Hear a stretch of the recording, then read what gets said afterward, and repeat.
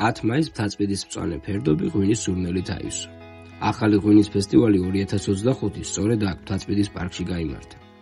ფესტივალზე ასასვლელი გზებიდან ავირჩია ახლად გახდილი რუსთაველის საბაგირო. გზავრობა სულ რაღაც 3 ლარი ღირდა, გზად კი ქალაქზე ულამაზესი ხედები იშლებოდა. ზემოთ რომ ავედი, როგორც გითხარით, ახალი ღვინის ფესტივალი და უამრავი ადამიანი დაგვდა.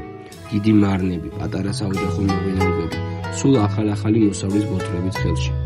აქ შეგიძლია დააგემოვნო ღვინო, გაესაუბრო თავად მის შემქმნელს და დაინახო როგორც ცოცხლობს ქართულ ტრადიციებში მეღვინეობა. ფესტივალის ერთ-ერთი სიმბოლო კი იყო პერსონალური ღვინის ჭიქა.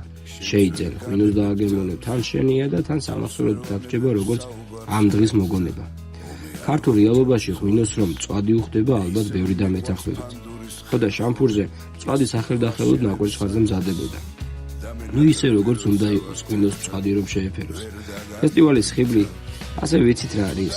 მრავალფეროვნება. არც კი იცი რომელი ბოთლი გახდება შენი ახალი რჩეული. გავსინჯე უცნობი ბრენდები და ჩემთვის განსაკუთრებული აღმოჩენა იყო მეღვინეობა შუნი, გებრალეს ქვევრის ღვინო და რაჭის მამულების შემოდგომის არომატი. გემრიელი იყო, ცოტა არ იყოს მოულოდნელად მაგარიც. ამ ფესტივალის ნამდვილი ხიბლი სწორედ ისაა, რომ არ იცი რომელ ბოთლში აღმოჩნდება შენი გემო. და თუ შეც მოხვდები იქ, დარწმუნებული ვარ გემოსთან ერთად ისტორიასაც გასინჯავ.